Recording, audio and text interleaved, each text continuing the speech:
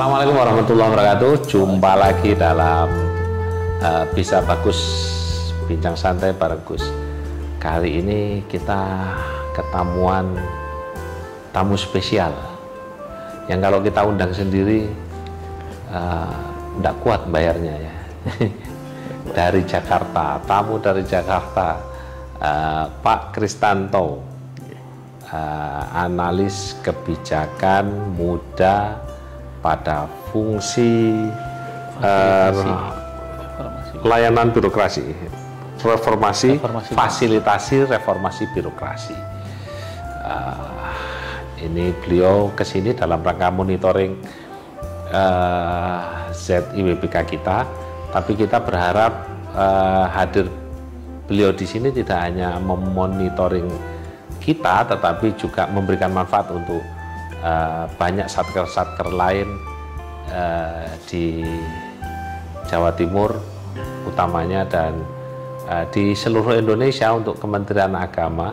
Moga-moga kita semua nanti bisa ber-ZIWBK bareng-bareng untuk Kementerian Agama yang lebih baik. Ya. Assalamualaikum Pak Kris. Waalaikumsalam Bapak. Pak Kristanto,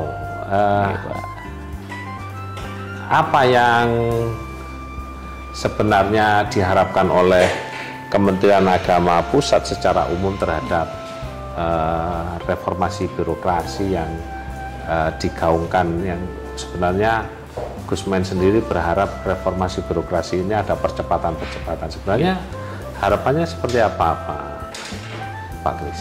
Ya. Ya, jadi sebenarnya untuk pelaksanaan reformasi birokrasi, Pak, itu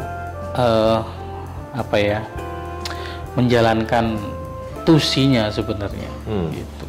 Fungsi tusi mulai dari pusat sampai dengan di satker terkecil, gitu ya. Bahkan kalau di Kemenak itu kan di bawahnya ada KUA, gitu ya, gitu. Jadi bagaimana pelaksanaan tusinya itu memang berjalan sesuai dengan ya yang seharusnya gitu ya, gitu, sehingga ya dengan adanya pelaksanaan tusi yang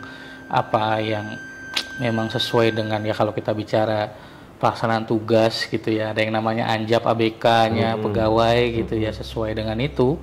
Nah itu kan kita berharapnya dengan pelaksanaan tugas tersebut itu semua terkait dengan pelayanan yang ada di Kementerian Agama itu bisa berjalan dengan maksimal atau prima lah kan gitu kan. Ya sebagaimana yang kita tahu kan di Kota Malang juga sudah mendapatkan predikat gitu ya untuk nilai A-nya terkait dengan pelayanan kan gitu Pak.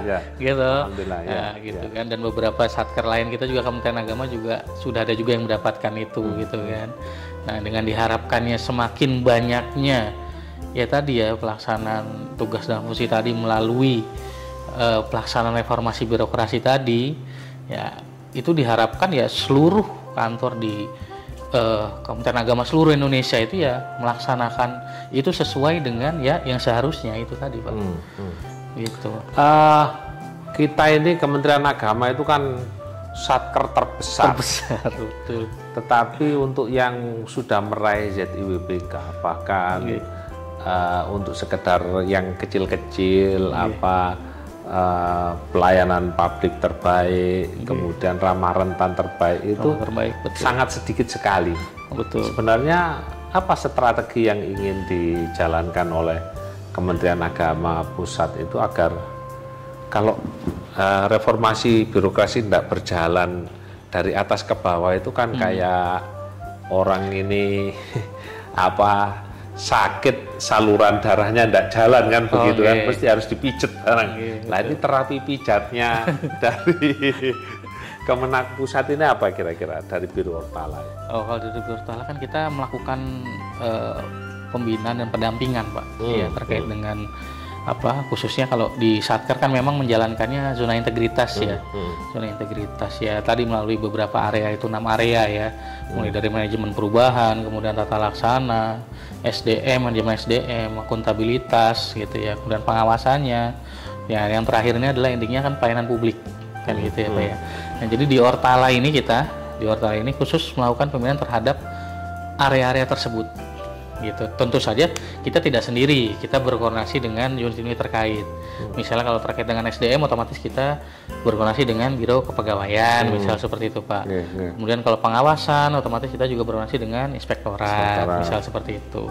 Kemudian untuk pelayanan publik dan lain-lain, termasuk SOP dan segala macam, tata laksana, itu juga kita berkoordinasi dengan seluruh unit, bahkan seluruh eselon 1 Pak di pusat. Gitu. Nah itu ya agar bisa sama gitu, tujuannya sama gitu ya, sehingga nanti ya tadi yang Bapak bilang ada yang mampet-mampet itu di mana gitu kan. Ya, karena dengan adanya kita pembinaan ke sana, pendampingan ke sana, akhirnya kita bisa tahu oh kendalanya di mana. Kenapa kok di Satker ini ZT-nya tidak berjalan gitu. Karena memang ada beberapa hal Pak di situ. Gitu, beberapa hal. Kalau yang tadi Bapak sampaikan terkait dengan yang pelayanan tadi, misalnya contohnya mendapatkan predikat yang tadi untuk disabel, untuk yang pelayanan prima misalnya. Nah kalau itu kan memang ada beberapa mungkin sarana prasarana dan beberapa prosedur juga yang harus di istilahnya kita lebih permudah layanannya gitu kan. Meringkas betul, meringkas birokrasi, istilahnya seperti itu. Nah kan itu juga kalau dari segi biaya juga kan tidak kecil Pak. Bagaimana untuk merubah yang tadinya manual kemudian menjadi online misalnya kayak gitu, agar pelayanan lebih mudah, itu juga istilahnya tidak kecil untuk biayanya. Karena memang ada beberapa satker yang mengeluhkan seperti itu biasanya terkendala terkait biaya. Ya, biasanya begitu, gitu. Nah, itulah memang yang mungkin nanti coba gimana kita berkoordinasi dengan mungkin dengan unit eselon 1-nya, berkoordinasi mungkin dengan Biro Perencanaan yang menganggarkan dan segala macamnya gitu ya Pak ya. Nah, agar semuanya ini bisa merata, istilahnya seperti itu. Nah, kalau semuanya merata kan otomatis ya kita harapkan ya semuanya terkait dengan pelayanan, endingnya ya semuanya mendapatkan nilai terbaik kan gitu. Tidak hanya di Kota Malang, mungkin juga di Papua sana gitu Pak Jadi yang timur sana kan itu kan layannya gitu ya. Kalau ketemu dengan layanan Kemenak ya pasti layanan itu gitu. Tapi memang sebenarnya tidak hanya di situ juga kendalanya Pak. Kadang-kadang kendalanya juga ada di masyarakatnya juga. Gitu. Ada masyarakat memang yang ya tadi mohon maaf ya Pak, mungkin agak gaptek misalnya kayak gitu. Nah kan itu kan berarti kan dari kitanya juga yang dari Kemenaknya harus turun langsung mensosialisasikan atau mungkin yang membantu juga ke sana, karena beberapa satker juga ada juga Pak, ternyata ada kayak semacam layanan keliling lah gitu ya, kayak ke tempat-tempat tertentu untuk pelayanan. Nah itu beberapa juga melakukan itu gitu. Ending dari semua ini kan sebenarnya pelayanan terbaik kepada masyarakat, termasuk bagaimana kita bisa menjawab keluhan-keluhan masyarakat.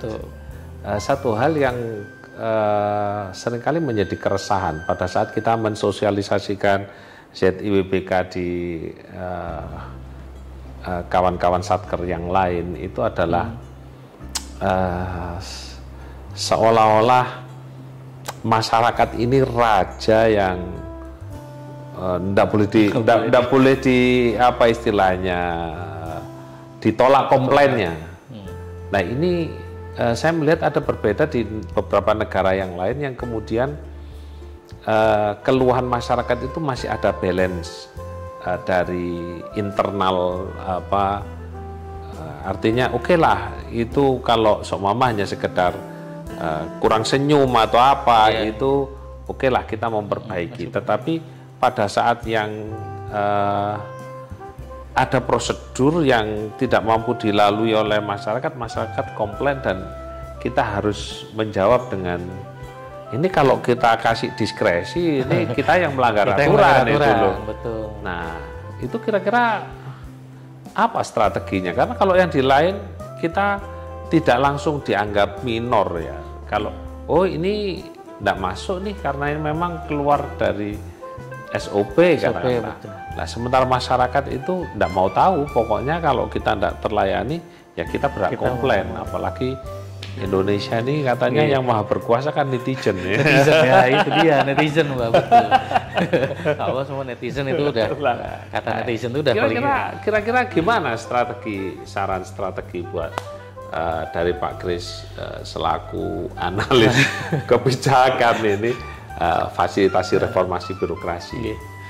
Jadi kalau dari segi layanan Pak, gitu, itu sebenarnya kita sudah seharusnya tuh setiap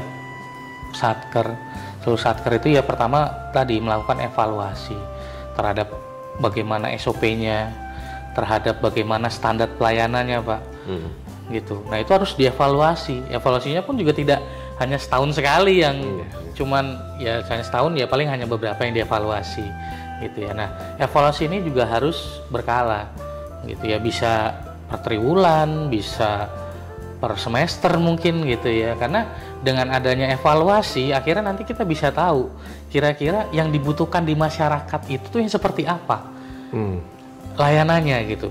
Misalnya contohnya terkait dengan dokumen persyaratan misalnya contohnya. Misalnya masyarakat itu harus harus menyiapkan sekian banyak dokumen, padahal yang diperlukan mungkin hanya 1, 2, 3 dokumen saja.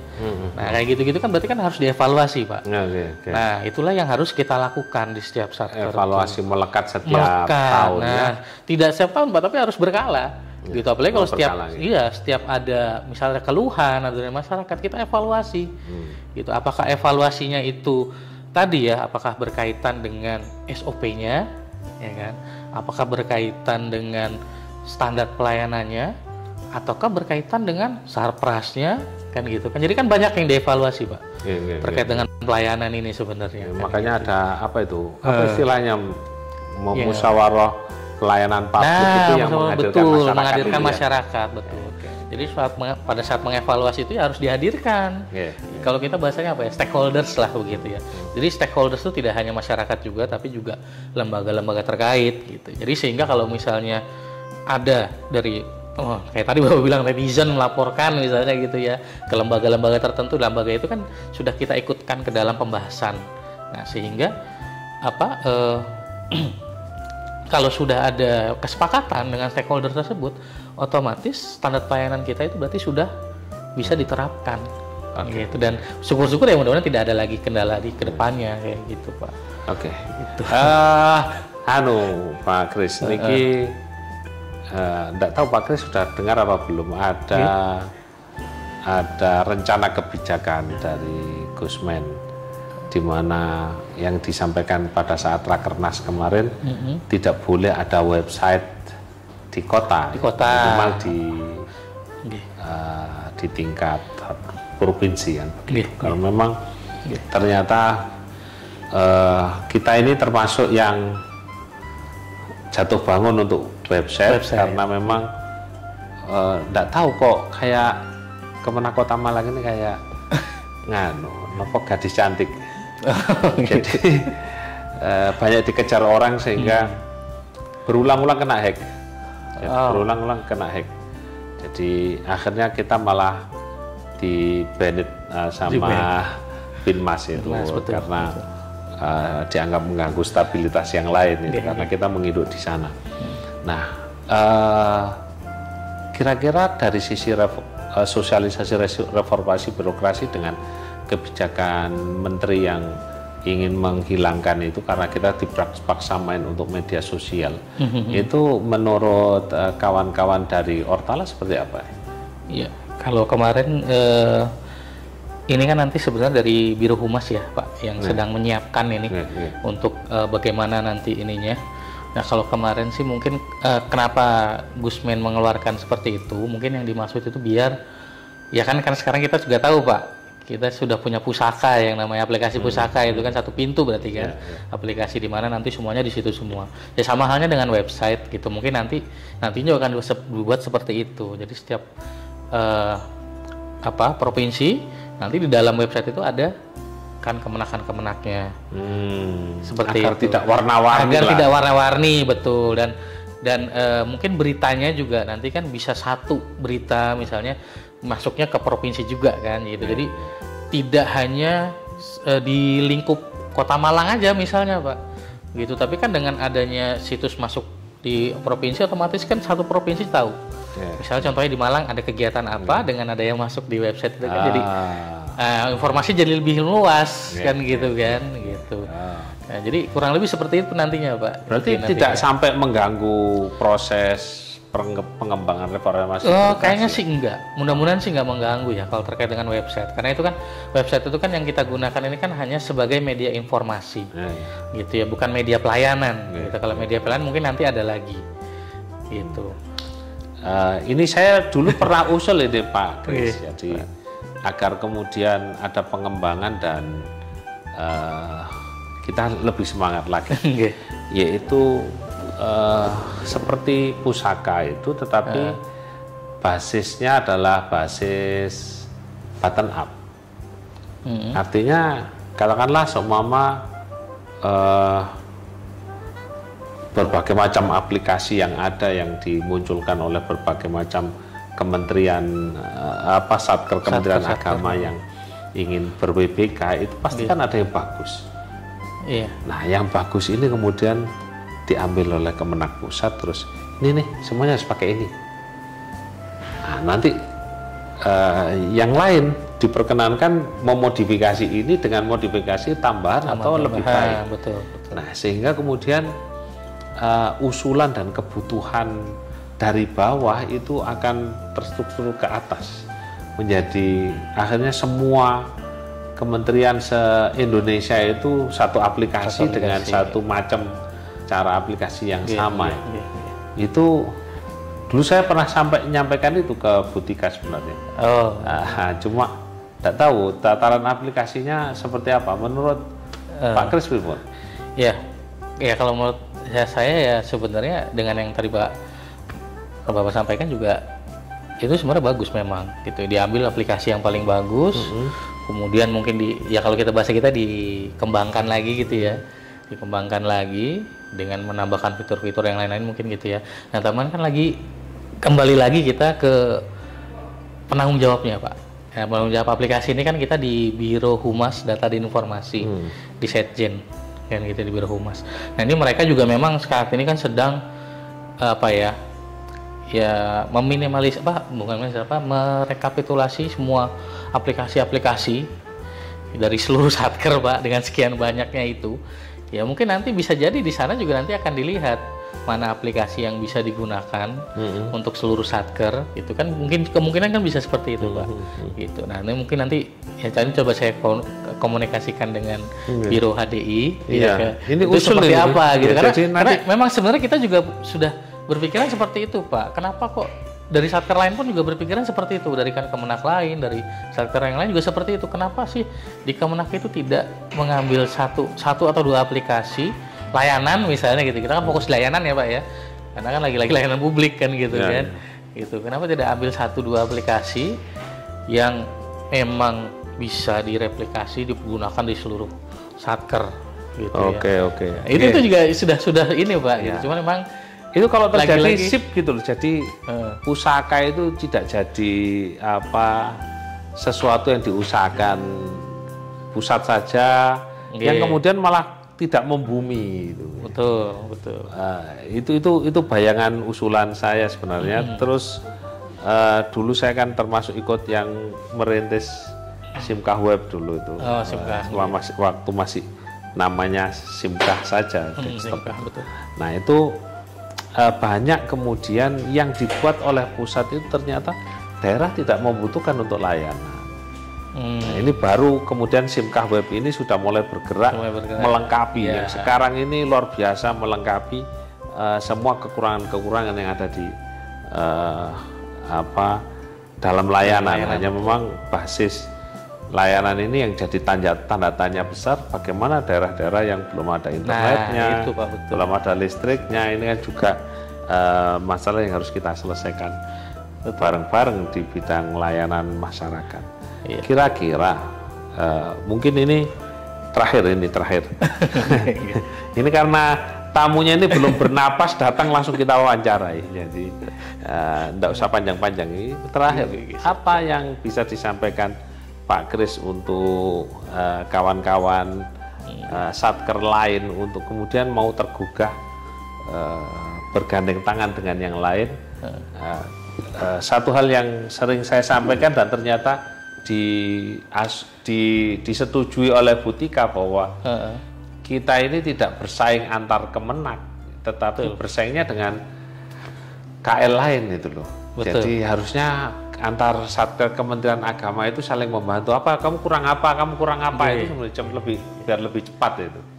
Nah itu apa motivasi? Mungkin karena Kemenak Kota Malang ini mulai 2019 sampai sekarang ini yang istiqomah jalan terus kepingin jadi BBK tinggal Kota Malang. Beberapa kali jatuh sudah berhenti, agar terus dinamis, kita saling mendorong untuk tidak pernah lelah untuk berupaya yang terbaik. Apa yang bisa disarankan oleh Pak Kris?